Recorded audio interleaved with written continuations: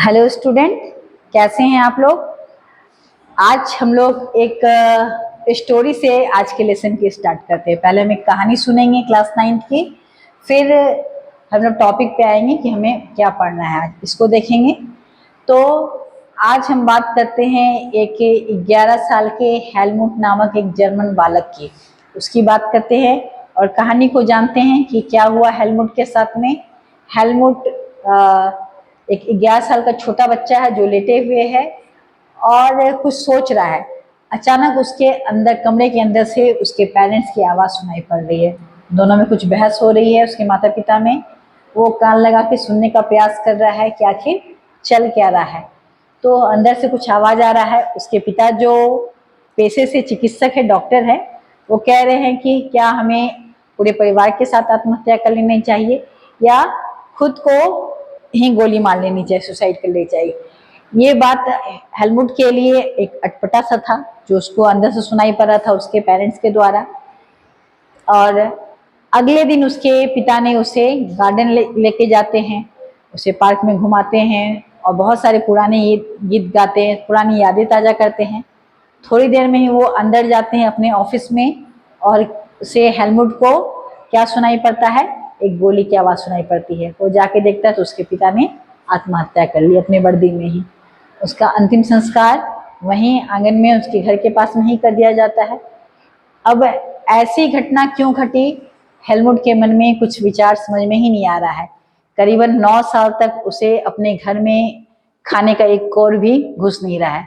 उसे हमेशा डर बना रहता है कि कहीं उसकी माँ जो है उसे खाने में जहर मिला के तो नहीं दे देगी। तो इसी दुविधा के साथ वो हमेशा आगे बढ़ रहा है। अब जानने की बात करते हैं कि ये कहानी कहाँ की है। बात हम लोग इसी की करते हैं। आज हम जो इस कहानी की चर्चा कर रहे हैं वो कहानी है जर्मनी की।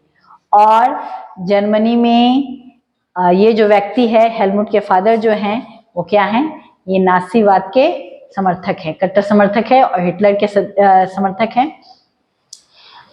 और क्या हुआ है, इन्होंने आत्महत्या क्यों की, तो इसके पीछे रीजन ये है कि विश्व युद्ध, सेकंड विश्व युद्ध में जर्मनी की पराजय हो चुकी है, केंद्र शक्ति जो है वो हावी हो चुका है।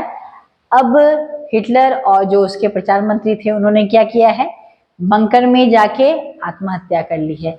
तो अब जो ये नाजी समर्थक लोग हैं उनके पास कोई उपाय नहीं बचा है।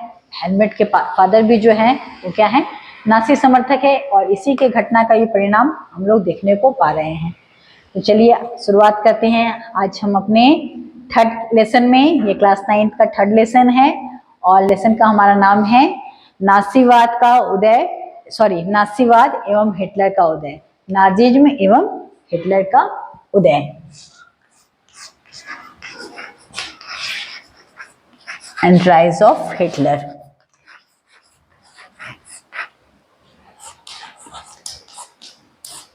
इस कहानी के माध्यम से हम लोग ये जानने का प्रयास किए कि हिटलर का कैसे अंत होता है या नाजीवाद का कैसे अंत होता है।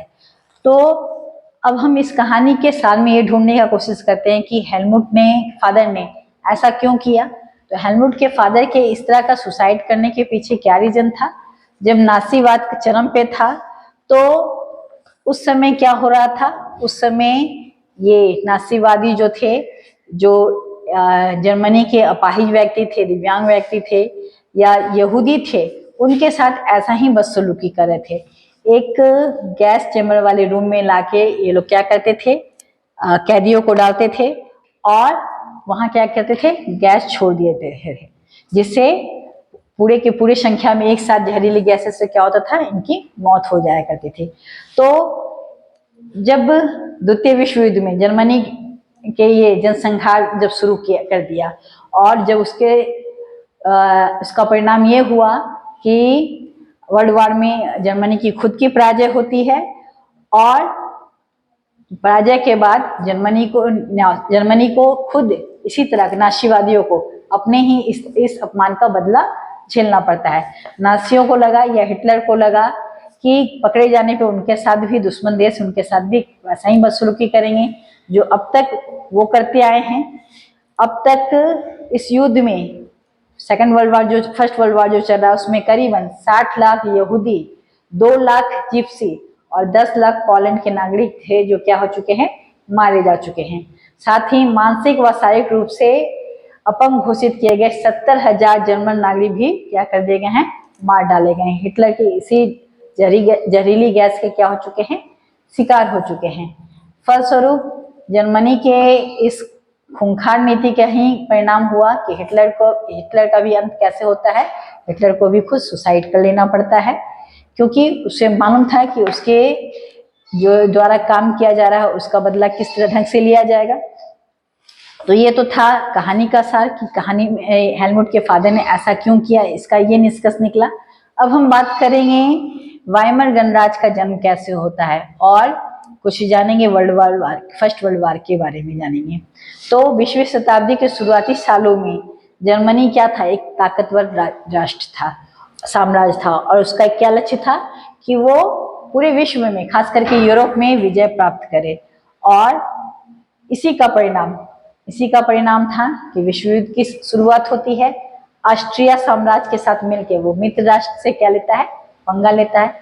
इस मित्र राष्ट्र में हमारा कौन कौन कंट्री है, फ्रांस है, इंग्लैंड है और रूस है जो काफी शक्तिशाली है। उसके खिलाफ ये 1914 में प्रथम विश्व युद्ध में कूद पड़ता है और दुनिया की सभी बड़ी शक्तियां ये सोचकर इस युद्ध में कूद पड़ती है कि युद्ध बहुत जल्दी समाप्त हो जाएगा, लेकिन ऐसा नहीं होता है। ये युद्ध काफी लंबा चलता है और फ्रांस और बेल्जियम पर कब्जा करने के बाद जर्मनी ने क्या स्टार्ट करता है, शुरुआती सफलता स्टार्ट करता है। जर्मनी को लगता है कि हम अब सफलता पा रहे हैं, लेकिन ये सफलता बहुत ज्यादा दिन तक नहीं चलता है और युद्ध भी काफी लंबा खींच जाता है, करीबन 4 साल 1918 तक। और केंद्रीय शक्तियों को हराने के बाद जर्मनी को भी घुटने टेकने का क्या हो जाता है, मजबूर कर दिया जाता है। हम क्या बात करते हैं कि इस समय फ्रांस और ब्रिटेन काफी शक्तिशाली थे और अंततः जर्मनी को घुटने टेकने के लिए क्या कर दिया जाता है, मजबूर कर दिया जाता है। तो साम्राज्यवादी जर्मनी जो था उसका क्या हो जाता है, पराजय हो जाता है। साथ ही साथ सम्राट का भी पराजय के बाद क्या हो जाता है, पदत्याग करना पड़ता है, क्योंकि जो जर्मनी विश्व विजय के अभियान में चल रहा है, जर्मनी की हार हो चुकी है, तो वहां राजा को क्या कर देना पड़ता है, अपनी गद्दी से पद त्याग कर देना पड़ता है। और अब जर्मनी में एक तरह की मांग चल रही है, वो क्या मांग चल रही है कि जर्मनी में वहां पे राइखस्टाग, वहां का जो संसद है राइखस्टाग, उसका क्या करवाया जाए, इलेक्शन करवाया जाए, राइखस्टाग की इलेक्शन चुनाव करवाया जाए। और ये चुनाव का जो आधार होगा, इसमें कौन शामिल होंगे, सार्वभौमिक वयस्क मताधिकार पे चुनाव करवाया जाए, यानी कि सभी पुरुष और औरत उसमें जिनकी आयु हो चुकी है, वयस्क हो चुके हैं, वो मतदान करेंगे। फ्रांस की तरह नहीं, जैसे मैंने फ्रांस में बात की, चर्चा की पहले वीडियो में, कि फ्रांस में औरतें और जो संपत्ति विहीन व्यक्ति है, नागरिक है, वो मतदान नहीं कर सकता। लेकिन यहाँ ऐसी बात नहीं थी। ये 1914 की बात 18 की बात की बात हो रही है, तो इस समय तक जर्मनी का सोच विचार आगे हो चुका था। यहाँ भी लोग चाह रहे थे कि चुनाव हो और वयस्क मताधिकार से चुनाव हो, ठीक है। जर्मन संसद यानी राइखस्टाग के लिए क्या हो, चुनाव हो और सार्वभौमिक मताधिकार पे चुनाव हो।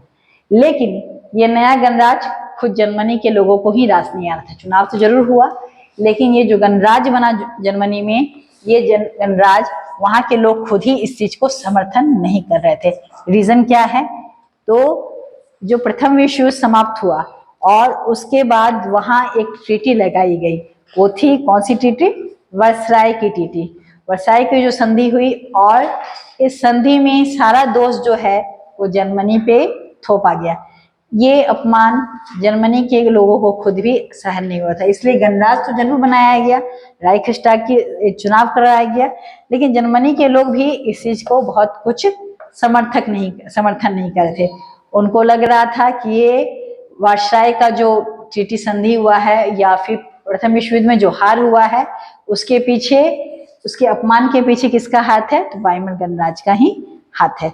तो ये संधि जर्मनी के लोगों के लिए बहुत रास नहीं आ रहा था, और फलस्वरूप अब वो इस युद्ध के ये गणराज्य को, क्या वायमर गणराज्य को क्या करना चाह रहे थे, समाप्त करना चाह रहे थे। और फलस्वरूप एक नए युद्ध की अब तैयारी हो रही थी।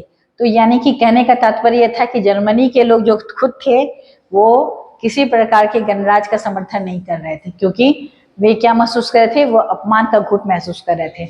उन्हें लग रहा था कि जर्मनी के साथ क्या हुआ है, अपमान हुआ है। और इसी मौके का फायदा उठा के एक व्यक्ति जो जर्मनी में जिसका उदय होता है उसका नाम क्या है, हिटलर है। इससे आगे हम लोग अपने नेक्स्ट वीडियो में बात करेंगे। आज के लिए यहीं तक। आई होप अभी तक आप लोग ने जर्मनी में नासीवाद का उदय कैसे हुआ इसको समझा। आगे हम लोग बात करेंगे हिटलर का उदय कैसे होता है, उसके ओवरव्यू को देखेंगे। Thank you so much.